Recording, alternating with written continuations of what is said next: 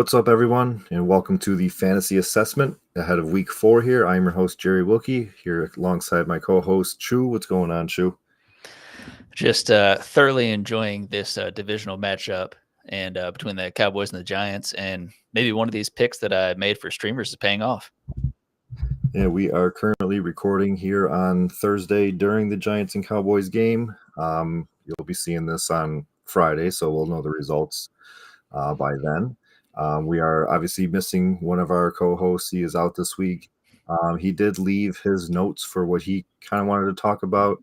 So we'll spend a little bit of time on that. Probably won't get into too much in depth as he would have for his section. And then we'll do our weekly streamers with Chu, and then my betting advice at the end of the show. So kind of the same stuff as always, just without one less host. So without further ado, let's get into Raul's section, which is called Hot or Not. And he's got 5 takeaways from week 3. First one we got is Jayden Daniels, and he is a hot rookie, number 2 overall pick, 28.1 points per game on Monday Night Football. No turnovers or punts for the Washington offense in the last 2 games.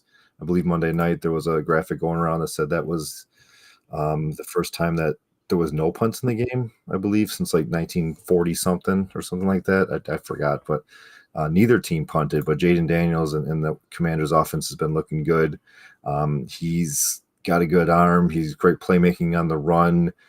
I have personally criticized him, not on our pod, but like just in different chats, saying like it looks like he just wants to run and get out of there.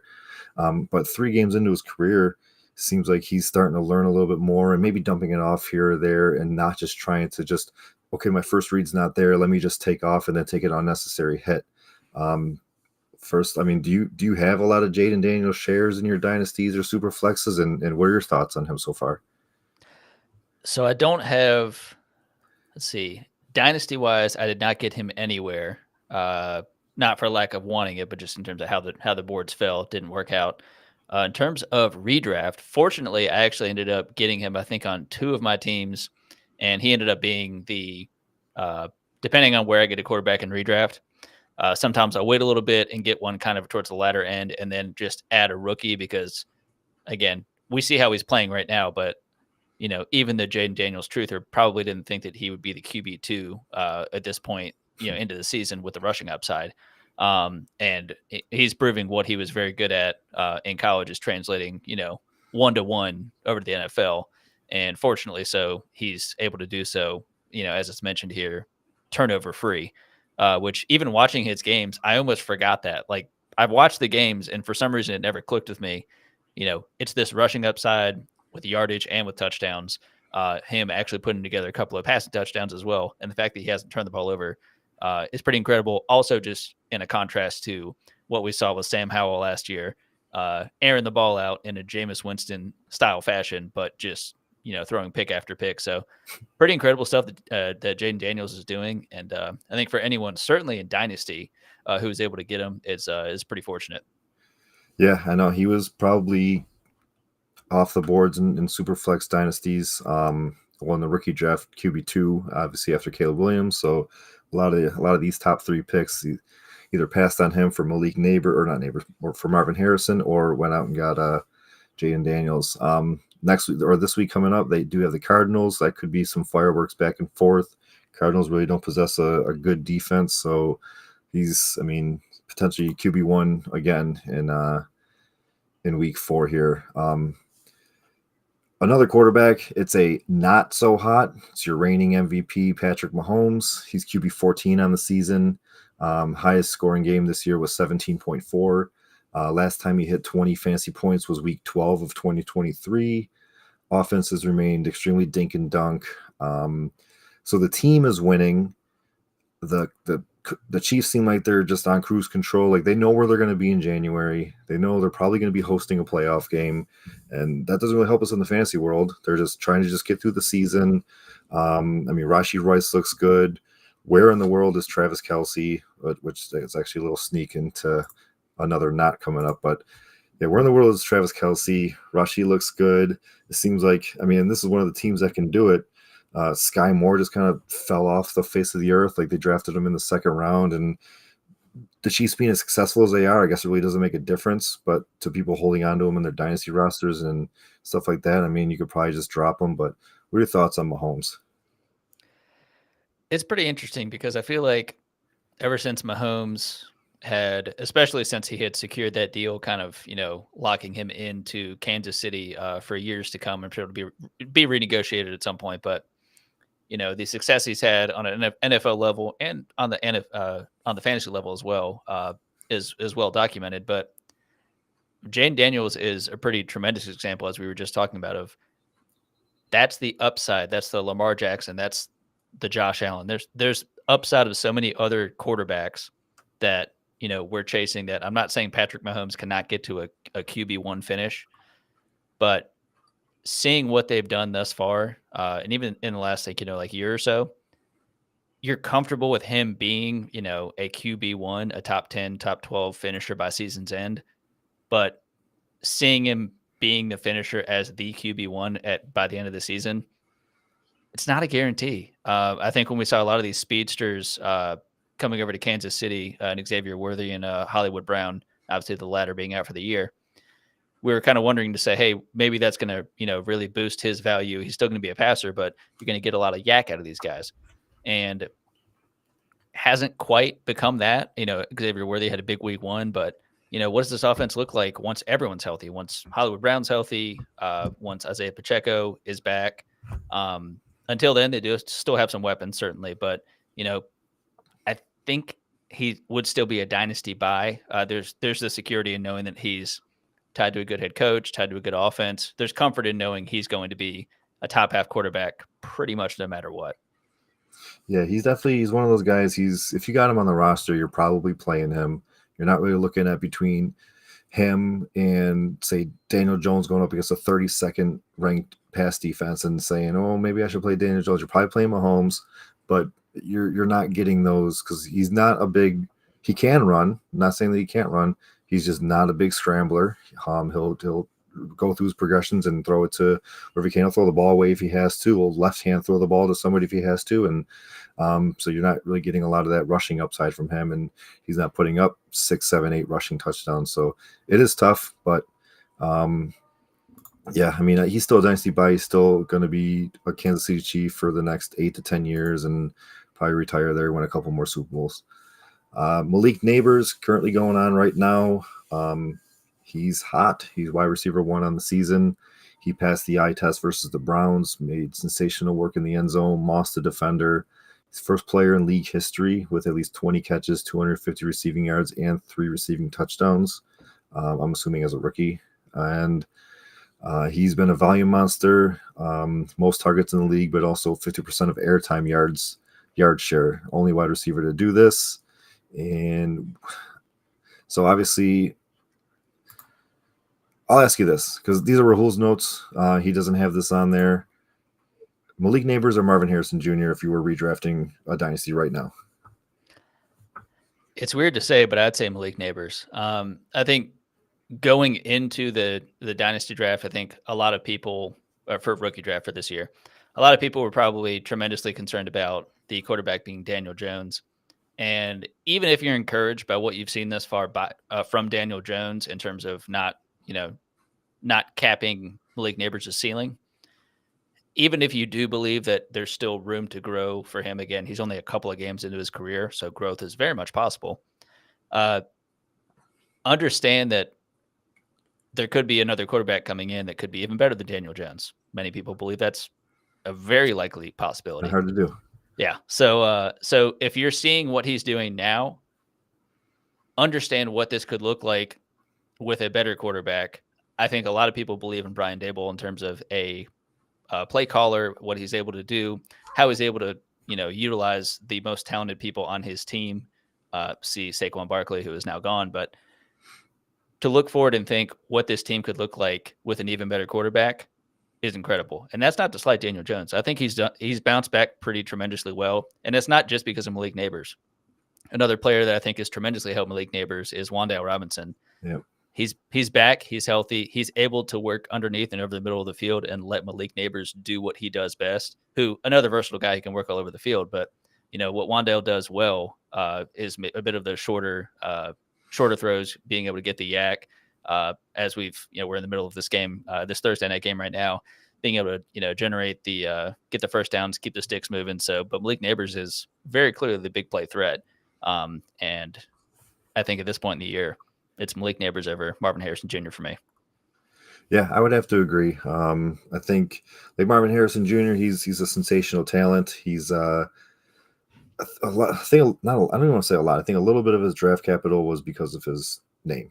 And but I mean, I think Arizona would be happy with either one of these guys if they go back and redraft again and they're picking 4th overall. I think they still go with Marvin, but Neighbors is definitely a maybe we look at LA going with Neighbors instead. If they knew what they know now instead of going with Joe Alt, which they obviously needed, but maybe they go with Neighbors and get the elite wide receiver there. Next up, we got tight ends as a whole. This is going to go under the not. They are not anything. It's a wasteland. Go through the list of week 3 score, or that's a note that he put. I don't have the list of week 3 scores, so skip that part. The highest half-point PPR average, Dallas Goedert, equivalent to wide receiver or RB3. I probably should look this over. So I know one of your tight ends might even get a little bit more work with some injuries going on there in LA, Colby Parkinson. But it's like when you're bringing up names like Colby Parkinson here or Noah Fant in Seattle, that just like that shows you how far down the tight end list that we're going to try to get some points out of that position. We won't spend too much time on the tight ends, but like any thoughts on them as a position overall, or like do you feel more comfortable in like your tight end premium leagues, like having somebody get some more points, or it's just kind of like is it falling into that kicker and defense category where you just stream this guy and hope that he does stuff? Well, even in a normal year where you would have a Travis Kelce, Mark Andrews, a couple of these guys, be at the levels that we're used to them playing at, it's oftentimes, if you're not getting those top 3, top 4 guys, you're probably just comfortable streaming. You don't want to reach for the 6th best tight end. You'd rather just wait, be like, I'll get someone who's believed to be the 10th best, who on a week-to-week basis could finish as a top 5, and other weeks he's top 15, whatever. So it's an interesting year just to see some of the guys that on the season, seeing Isaiah Likely still in the top 10, seeing Zach Ertz, plenty of these guys at Hunter Henry, Mike Gesicki. It's interesting to see a lot of these guys where it's like we're such a slow start. And I do think it can adjust. But with how some of these offenses are playing, Travis Kelce, that one is tremendously interesting to me, just considering what has happened injury-wise and with weapons and everything. I'm still very confused by that. Mark Andrews makes plenty of sense just with how atrocious that offensive line has been and what they've needed him to do. So a couple of them make sense, but overall, I think the people that invested in other positions and were streaming tight end are obviously being handsomely rewarded for that very strategic decision. Yeah, it's not looking pretty. Hopefully we get, well, not this week. I hope we don't get any Mark Andrews because they play the Bills. But hopefully guys like Mark Andrews and Travis Kelce, and they start to wake up a little bit. Kittle, I know, missed last week, so I mean, obviously injuries aren't going to help, and whoever replaced him really wasn't like one of those flyers that you want to take a chance on. And then the final hot or not is going to be the Vikings as a whole. They are hot, 3-0, one of the 5 remaining 3-0 teams in the league. They're one of the best coached teams on both sides of the ball. Their D is playing elite, allowing games to stay in a steady state for Darnold. Pretty safe with the football through those 3 games. Excluding A.J. Brown, who's only played 1 game, Justin Jefferson is wide receiver 3 on the season with multiple quarters missed in garbage time. Addison has missed a game or 2, but he should be coming back. I know I got some notifications saying he was off IR, so maybe he'll be out this week and I could put him back on. But as of right now, I had to take him off to make some moves. Hawkinson, this is going into week 4, so he's definitely going to miss this week as part of the PUP goes, but he's eligible to come off as early as next week, so we'll see how that goes. So they could just be getting better over the next week or 2. Are you – but Darnold is one of those guys that like we're just looking. You didn't think that he was going to be somebody that you'd be considering playing on a weekly basis, and now he is. Like, where do you stand on Darnold? Where do you stand on the Vikings with Addison coming back and Jefferson being Justin Jefferson? I mean, this team has gotten off to a tremendous start. And even if there were a healthy JJ McCarthy, I had assumed it was going to be Sam Darnold being the starter, kind of in a similar situation of with New England starting Brissett. But I sincerely believed it was in Minnesota, it would have been because JJ's just not ready yet. I understand it's the injury, it took him out for the year. Who's to say he wasn't ready, wouldn't have ultimately started week one? I don't know. But Sam Darnold is playing out of his mind right now. I nervously am still thinking, I consider him to be the new version of Ryan Fitzpatrick. So I'm waiting for the other shoe to drop. But again, it does help that he's got tremendous weapons around him. I know Addison's been out for a bit. Jefferson's been healthy for most of it, but has been hobbled, I think, a little bit this past week. And Jalen Naylor coming on strong, but Hawkinson's still been out. Aaron Jones has been a tremendous player for them. Ty Chandler been a good backup there. So overall, I mean, a pretty sneaky good offense, and that defense has really, I feel like, kind of held everything together in the sense of keeping them in games and allowing Darnold to work. I think if Darnold had to play a lot of hero ball, I think we'd start to see things kind of crumble a little bit. So I think it's kept him kind of to be able to work within the offense, which is great. But from a dynasty perspective, it makes me nervous, to think what I would invest in him, because we already know he's not the future. Again, he's a younger guy. So it's not like, the timeline doesn't make any, he's not a 36-year-old Andy Dalton. Like, he's a younger player, but it's pretty clear that JJ McCarthy, they want that to be the future.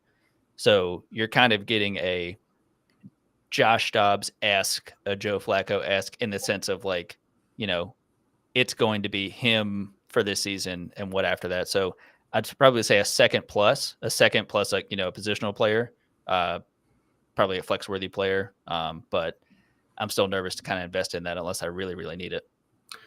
He did get a little banged up on Sunday too. I believe left the game for a few plays, came back in though, and he did have an MRI, but nothing. They found nothing in the knee. I think it was more of just a precaution. But so he'll be good to go. He might see a Q next to his name, but he should be good to go this Sunday. Hey Chew, where are we going?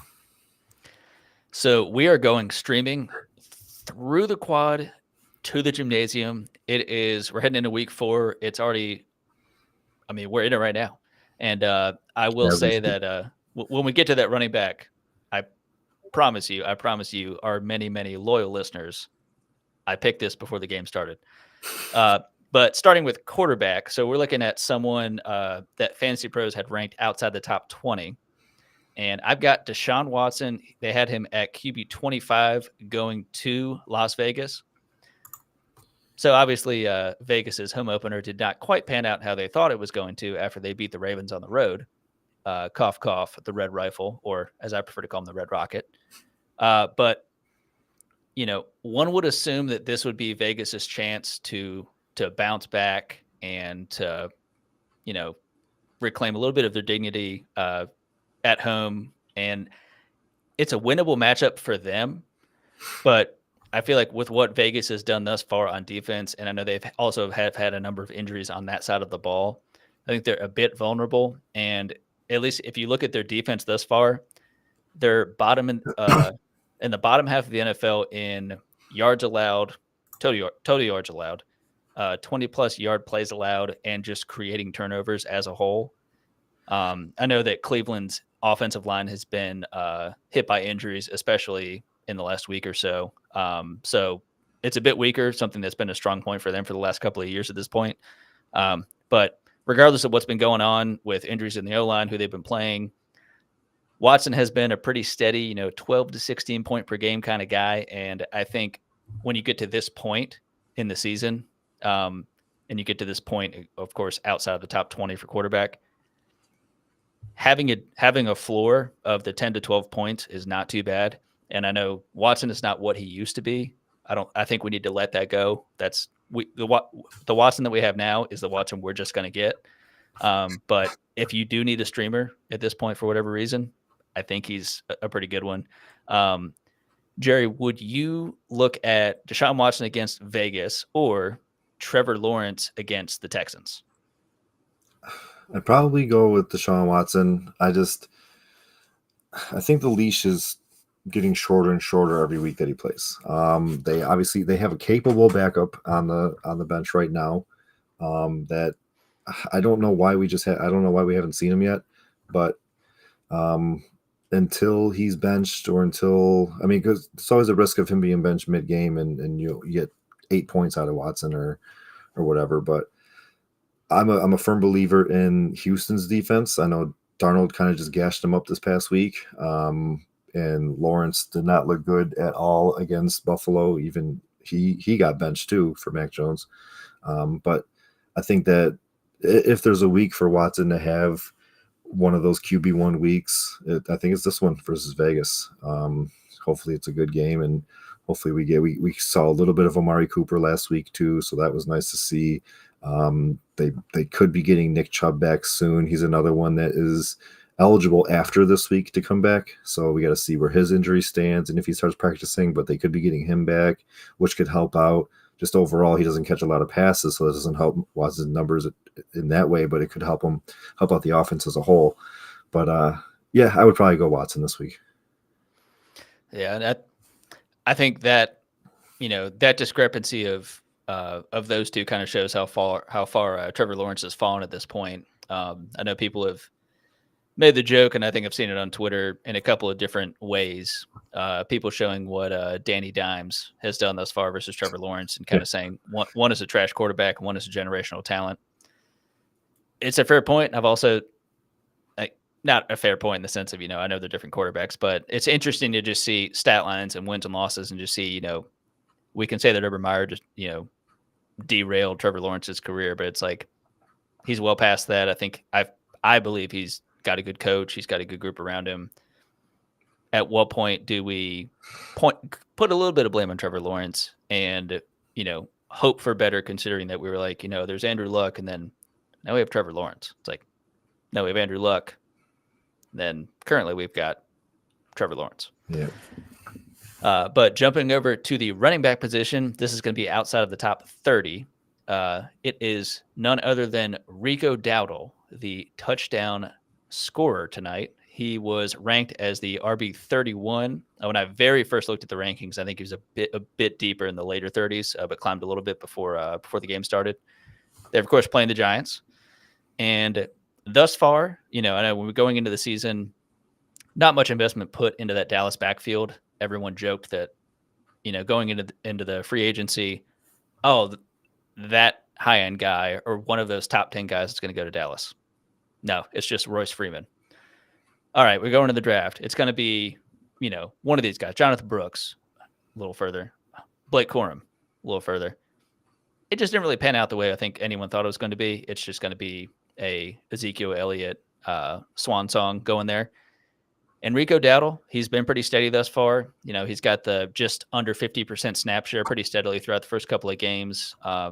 As mentioned, I think in the beginning, he, of course, has scored a touchdown tonight early in the first quarter of the Thursday night game. But overall, it's been pretty steady, 78 rush attempts thus far. And actually in week 2 and 3, 5 targets in each of the games.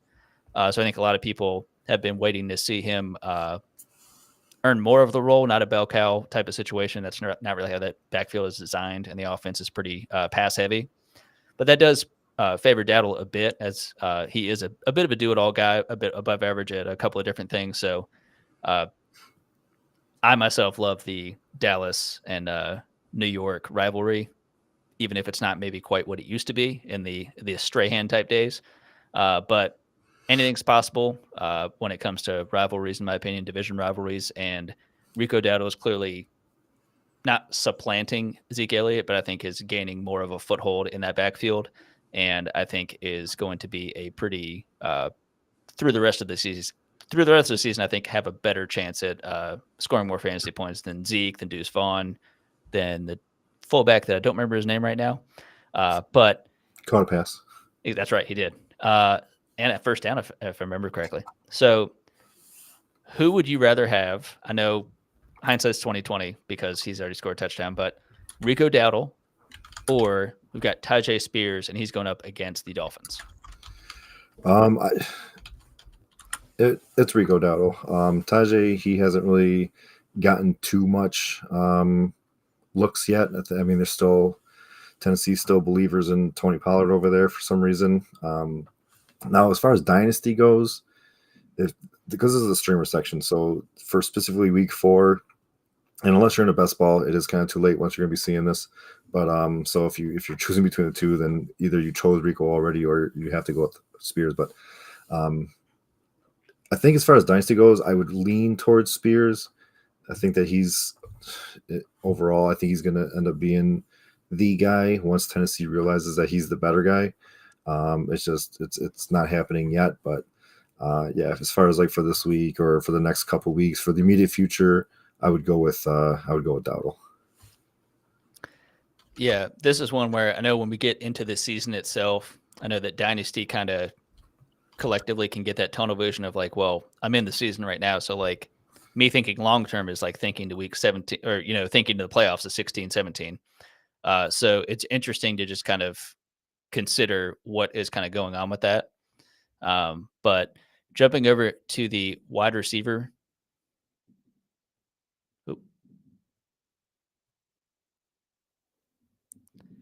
So jumping over to the wide receiver group. So with this one, it's going to be outside of the top 40. And for this one, this is Darnell Mooney. They had him ranked as wide receiver 45. He's going up against the Saints. Well aware that is not the friendliest DB group to wide receivers with a stud in Marshawn Lattimore and company. It's not just him, but I know he's, a top tier, one of the top DBs in the league. But the New Orleans offense has been tremendously explosive thus far. I think that's not anything that most people saw coming into the season. They actually have the second most touchdowns in the NFL thus far.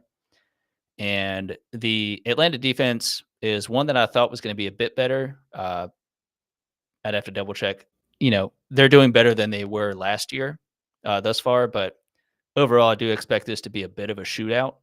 And I know that Atlanta has been pretty steadfast in establishing the run game and giving Bijan his decently high floor of touches. But what we've also seen is Darnell Mooney he almost feels like a 1B more than he does a clear 2 to Drake London. He's not really that far behind in targets to London, to be honest. And if anything, his role has grown throughout the season. Again, we're only 3 weeks in. I know it's not substantial, but there's a pretty clear comfort in with what Cousins is doing. Where he's getting Mooney the ball, the catch rate's pretty high for Mooney, so pretty not safe in the sense, nothing is safe when you throw the football, obviously, but pretty steady catch rate for him.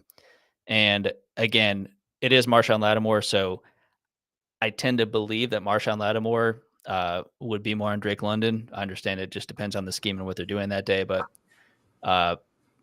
Jerry, if I were to look at a couple of ancillary wide receivers, a Darnell Mooney versus New Orleans or a Quentin Johnston versus Kansas City, which of those two were you more considering for week 4? I'd lean Mooney. He's been getting good targets. He's been getting the shorter yardage targets too. So PPR especially is a nice piece to have. He's like you mentioned that he's sort of like a 1B, which is true. And we talked about it before the season started that we don't know. Like, I mean, on paper, Drake London is number 1 on the depth chart, but this is a veteran quarterback coming in that really didn't have any practice with them not practice, but they didn't have any games in the preseason. So we didn't know if Mooney was going to be like how involved or like he could have been Kirk's favorite target. They could have been going out to breakfast together. And it seems like they are.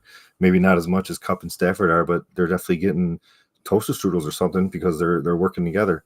So I mean, I'd lean Mooney. Johnston, he did have that blow up week in 2, I believe it was, with 2 touchdowns. Was it that? And then Herbert is coming in a little banged up. I mean, if he takes he's always hurt. It doesn't show it in his game log because he just plays through injuries. But he takes a nice shot. Chris Jones comes in the middle and takes a nice shot at him, he could be out the game, and then Johnston just kind of just goes away. So give me Mooney, and I mean, I'll probably be playing Mooney most weeks. I mean, Atlanta has that offense, and it's not like they're going to be really negative game scripts or anything like that. I think that it's just going to be, this could be a Mooney week, this could be a London week, this could be a both week. Yeah, so I'll give me Mooney. Yeah, and especially I think with leagues, depending on how deep it is team wise, and in terms of who you're starting, if it's say 3 wide receivers deep and then the flex or multiple flexes, he definitely, at a minimum in those scenarios, fits the flex mold, if not that third wide receiver, depending on what your build is.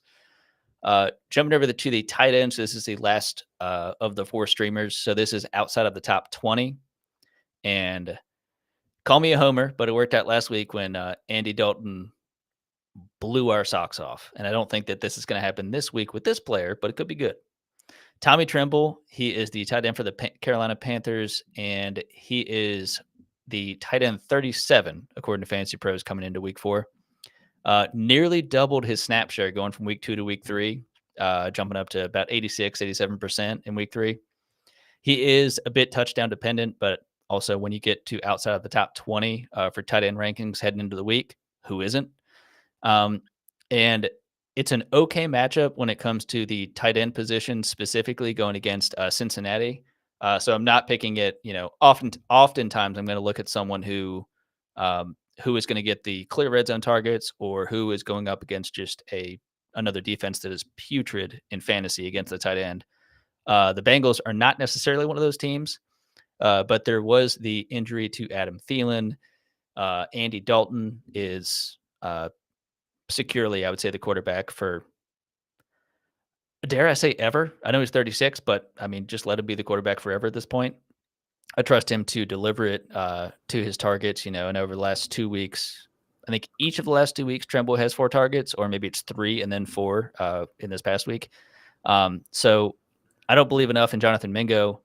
I know they had elevated Coker, but, I know that Tremble is a very unique talent in the sense of his run blocking chops are really where he hung his hat in college at Notre Dame.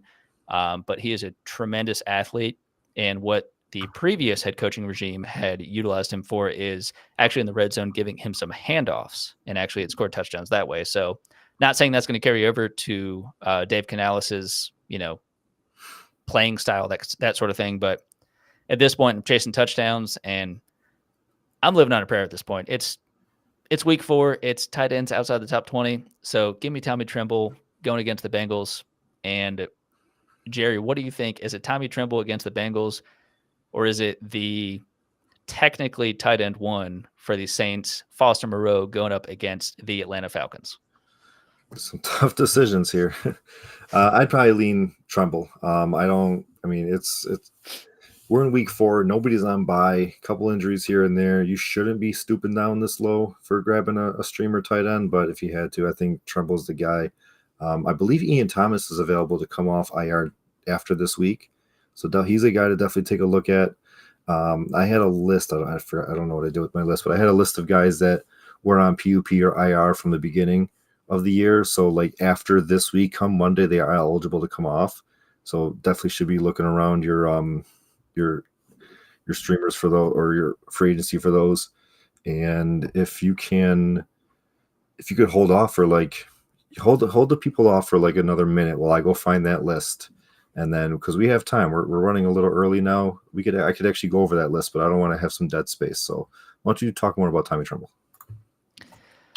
Tommy Tremble, he is an absolute stud, an absolute phenom.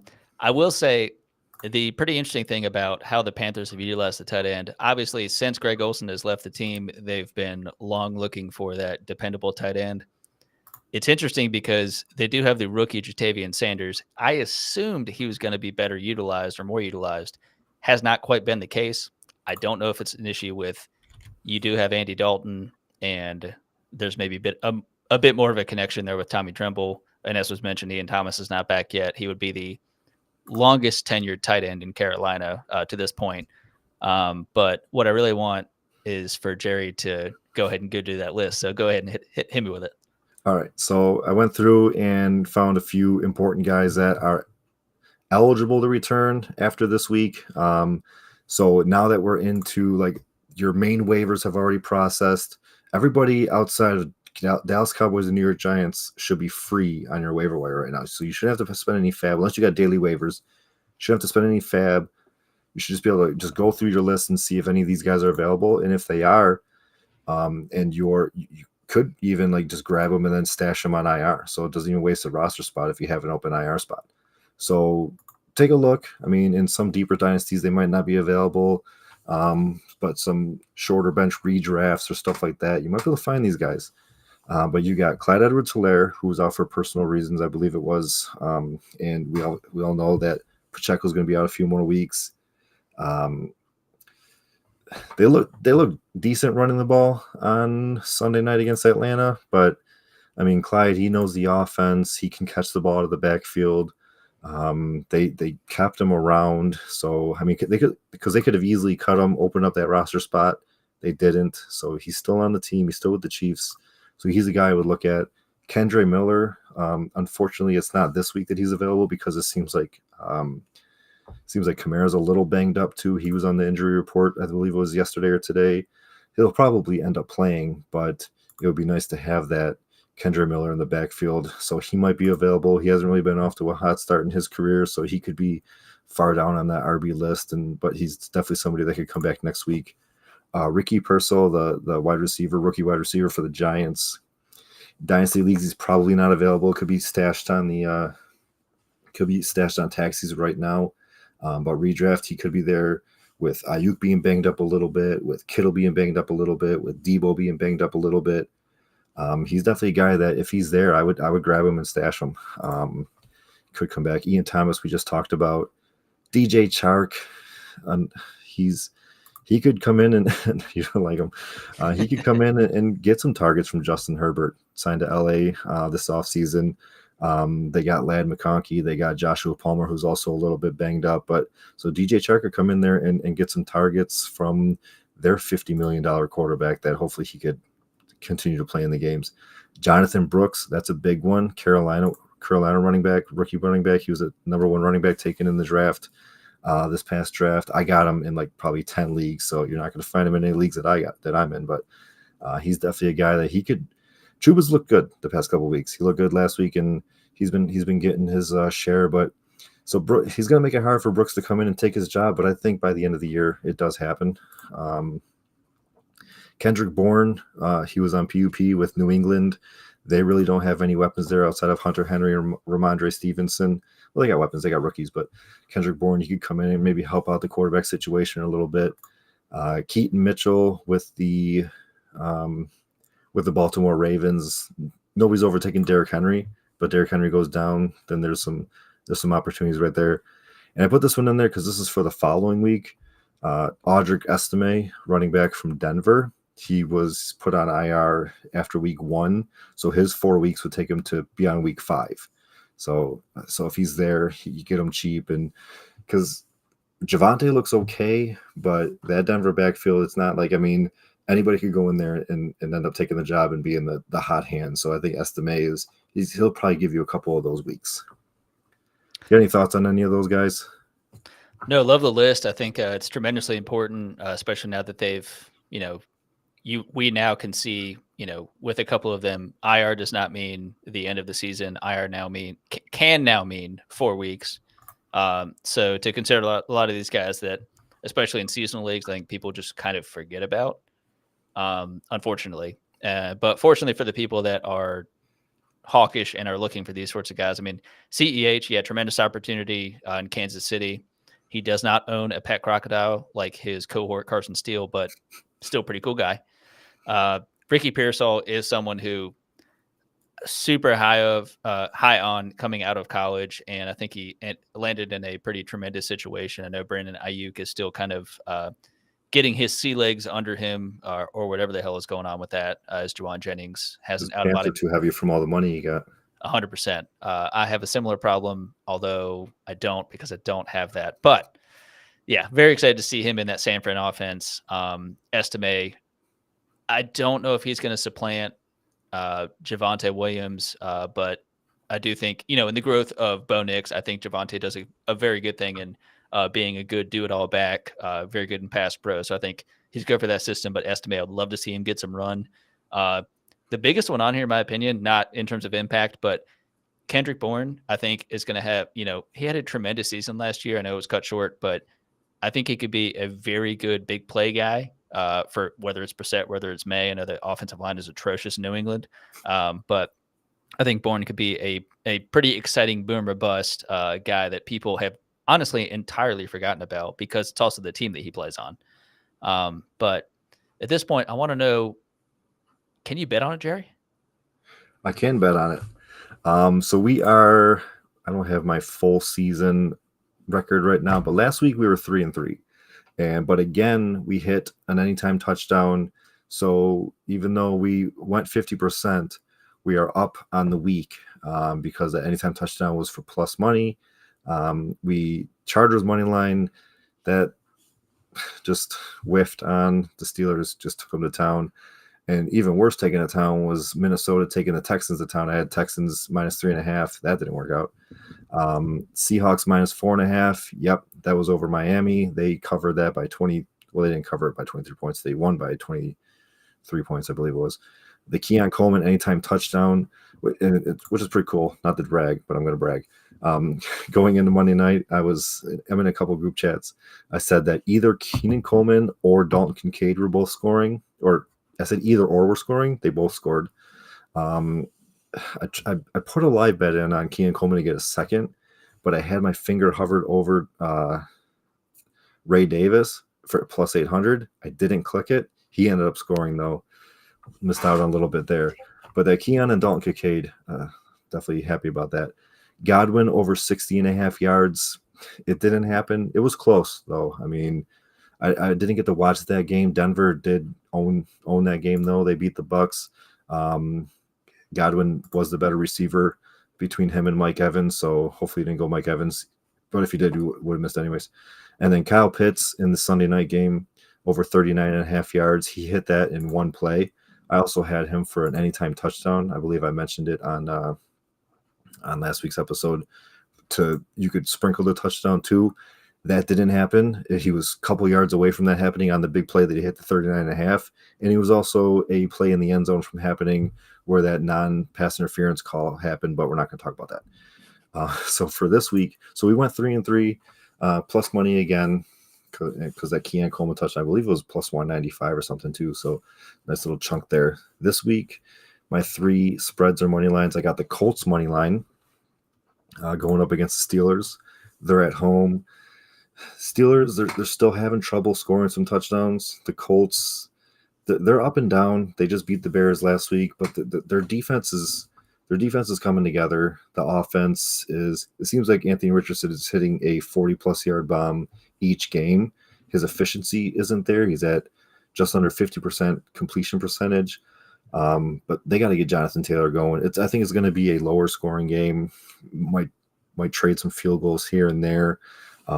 Pittman, I mean, I've been burned by Pittman in 3 weeks so far in fantasy.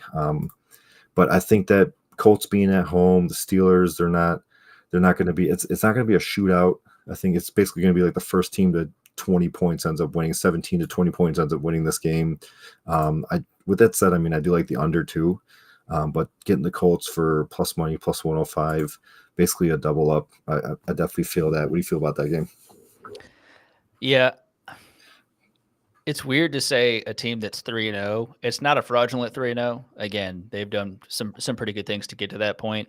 But I'm definitely leaning the Colts here, and I would honestly take, just Colts straight up. I mean, I do think that it's not a bias in believing that. I think I wish the Panthers had ultimately drafted Anthony Richardson. I mean, I think he's a tremendous quarterback.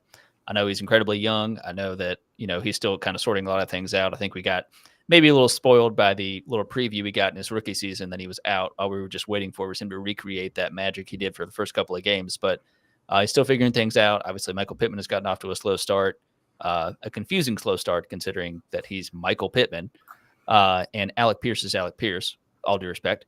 But he is the guy that made Desmond Ritter look good in college at Cincinnati. So maybe there's something there. But yeah, Colts money line. I think this is a pretty tremendous one, and this will be earning you a lot of footballs, I imagine. Yeah, double up your footballs. You could definitely get them at. You could get the plus 2.5 if you wanted to. So if you wanted to be a little bit safer, and take plus 2.5 for minus 115, I believe it was.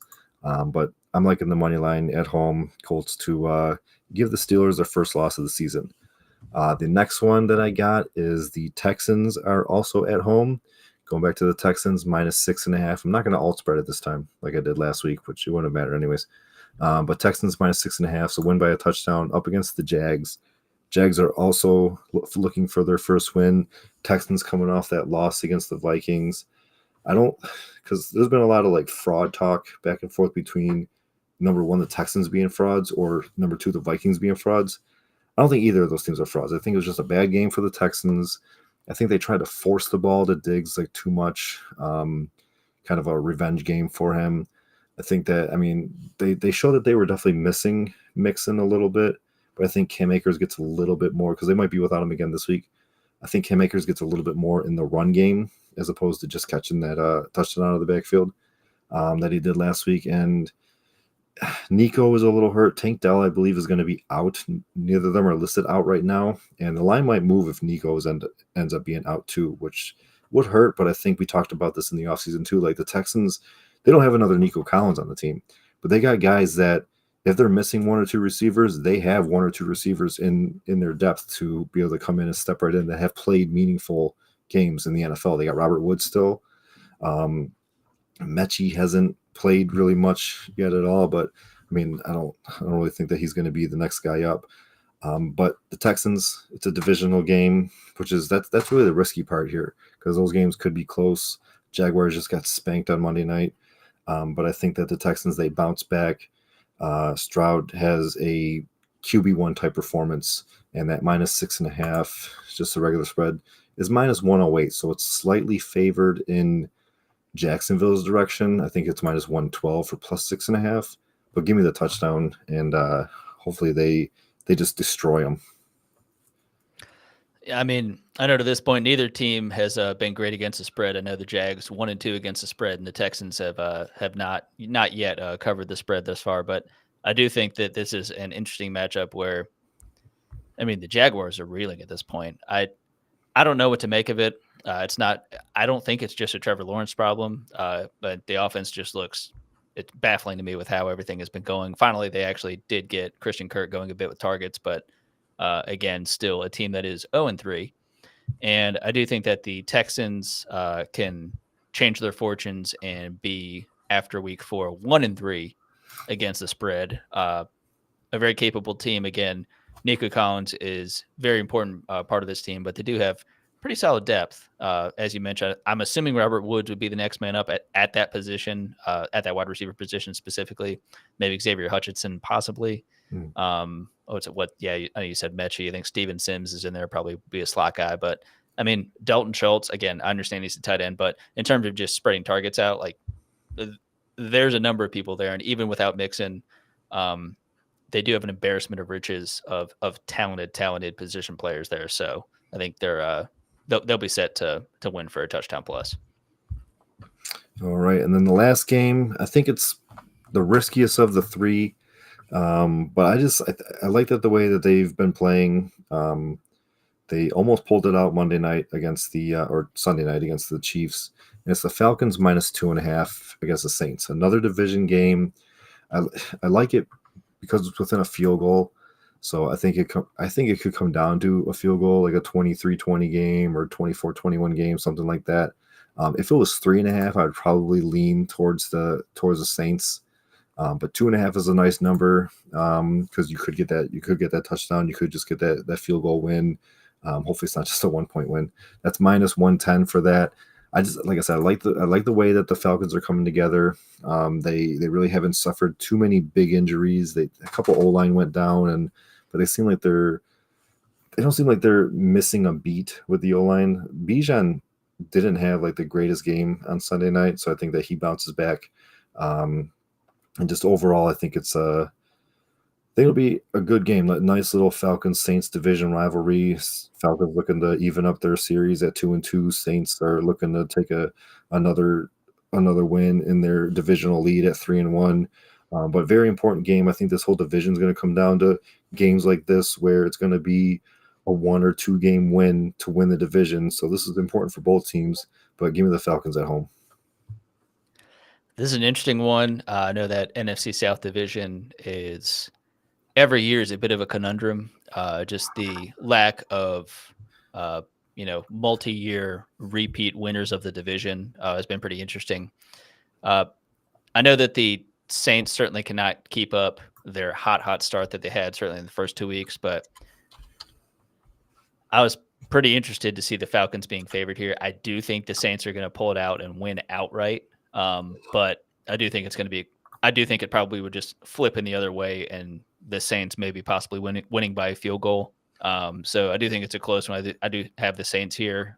But with how the games have gone thus far and how I think more comfortable the Falcons offense has looked, I can understand where they're thinking with the Falcons -2.5. All right, so that is your 3 money lines or spreads.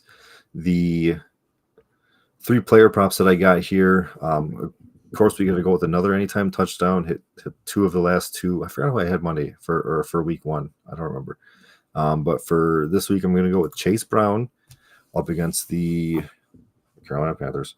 Heard of him. He seems like he's getting a little bit more work each game. Not too many touches in week 1, and then not too many touches overall in week 2, but then week 3, 10 total touches. I think this could be a game that, unfortunately, the Bengals really haven't looked great, and the Panthers, I know they're just coming off that big win. It could be a game that goes on because we know that the Bengals have the potential to be a top AFC team. Unfortunately, they just haven't shown it yet. And the Panthers coming off that high, so it's not like I don't want to say that the Bengals are going to go in there and just dominate the Panthers, but I wouldn't be surprised if they do. We've seen the Panthers in the first 2 weeks. The defense isn't the greatest, and the Bengals, I don't think they haven't hit their stride yet. Who knows if they even do this year? I don't know what's going on behind closed doors, what's going on and why.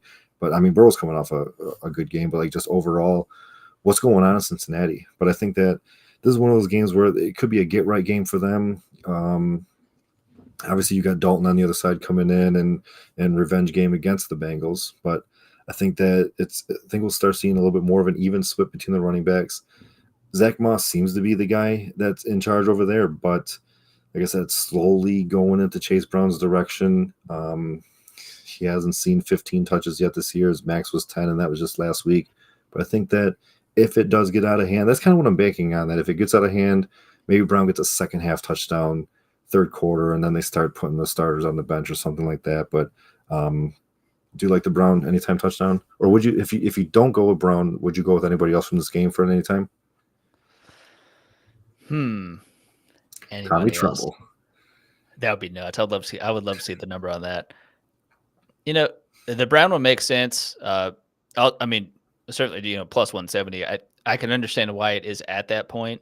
And even just looking at the snap share has not gotten back to even what it was with that 33% from week 1. But him coming off of his most touches thus far in the season from week 3, I think is pretty telling in terms of what I feel like they want to use him for. But I feel like they're fighting with, Zach Moss has the kind of the build, and we brought him in. We want to give him the lion's share of the volume. He can absorb that. But then we have Chase Brown as the change of pace, more home run type of back. So I get it from just the standpoint of how they want to design that offense and how they want it to flow.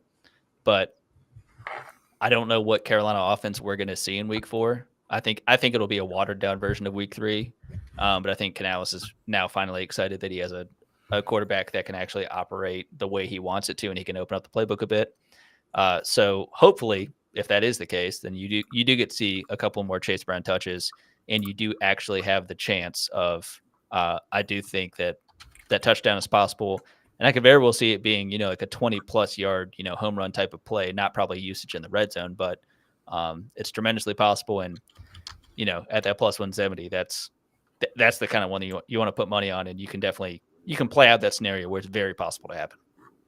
Yeah, that's going to be that's our green plus money game this week. So hopefully that hits. Hopefully all 6 hit, but hopefully that one hits and we can be here positive again. We're not depositing in our account again.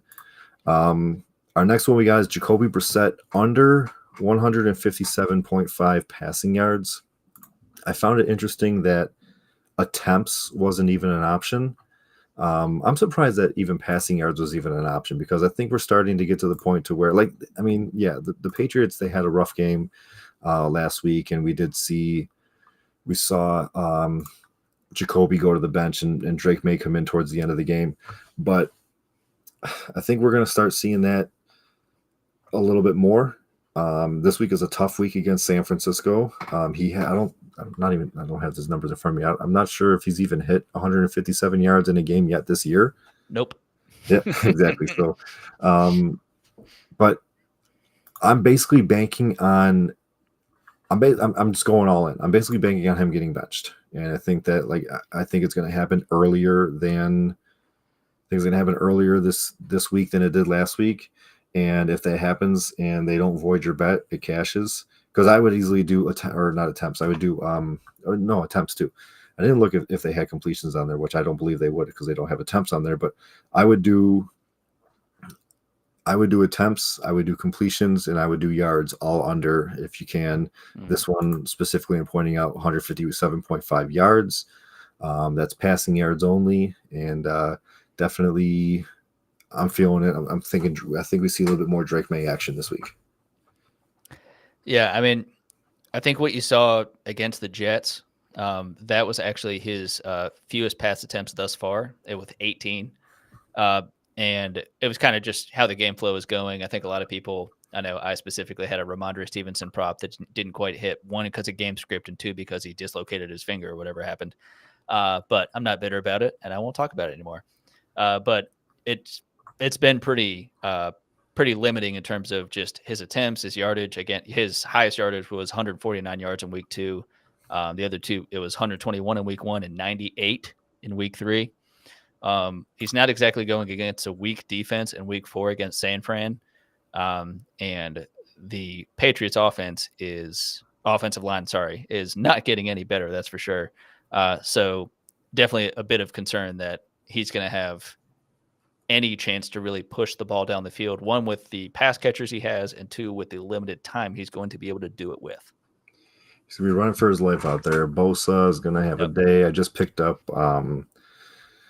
Leonard Floyd in a league, and I'm playing him right away. I had an open spot anyways because one of my DLs was hurt, so I picked up Floyd, and I'm playing him right away. My last prop that I got, and that's minus 115, I believe it was too. I didn't write that one down. My final prop that I got is the new slant boy, Rashee Rice, at over 74.5 yards, minus 115. I believe you could go to 80 yards and get close to plus money on that, or 85 yards and get like plus 110, 120 on that. Seems to be Patrick Mahomes' favorite target. He led the league in, I believe it was targets and receptions last week, or at least, 12 receptions on 14 targets, 110 yards. He's hit this line every single game so far, 103, 75, and 110. He's had a touchdown in the last 2 games, because I also thought about throwing him in for an anytime touchdown.